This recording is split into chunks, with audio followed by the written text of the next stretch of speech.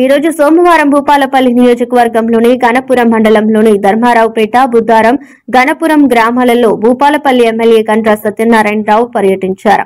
సందర్భంగా గ్రామాల్లో ఏర్పాటు చేసిన వరి ధాన్యం కొనుగోలు కేంద్రాలు ప్రారంభించారు. అనంతరం మాట్లాడుతూ రైతులు ఆరుగాలం శ్రమించి పండించే ప్రతి ధాన్యపు గింజను ప్రభుత్వం పూర్తిగా కొనుగోలు చేస్తుందని, కార్యక్రమంలో ఎమ్మెల్యే గారి వెంట పలువురు ప్రజాప్రతినిధులు, కాంగ్రెస్ పార్టీ నాయకులు, రైతులు, కార్యకర్తలు ఉన్నారు.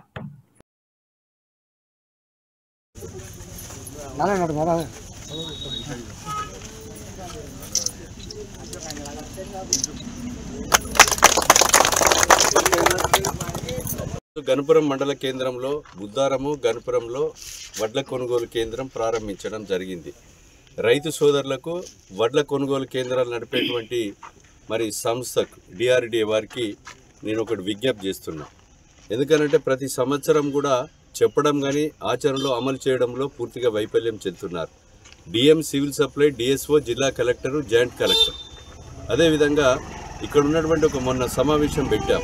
సమావేశంలో వ్యవసాయాధికారి, అదేవిధంగా tahsildar, local sub inspector, circle inspector ముగ్గురు కూడా ఏదైతే వరికోత మిషన్ ఉన్నదో ఆ వరికోత మిషన్ వాడు డీజిల్ సేఫ్ కొరకు వాడు ఆర్పిఎం 18 నుంచి 20 నంబర్ పెట్టే బదులు 15, 16 పెట్టడం వల్ల తాలు ఎక్కువ వచ్చేసి తాలు పేరు మీద రైస్ మిల్లు రైతును దోపిడీ చేస్తున్నారు.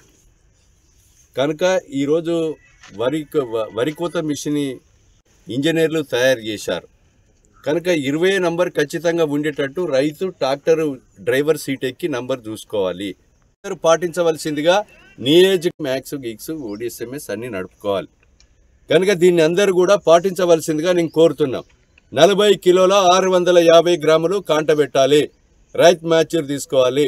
ఆర్పిఎం మీరు వడ్ల కొనుగోలు వరికోత మిషన్ ఆర్పిఎం 20 నంబర్ బ్లోయర్ ఆన్లో ఉండేటట్టు చూసుకోండి.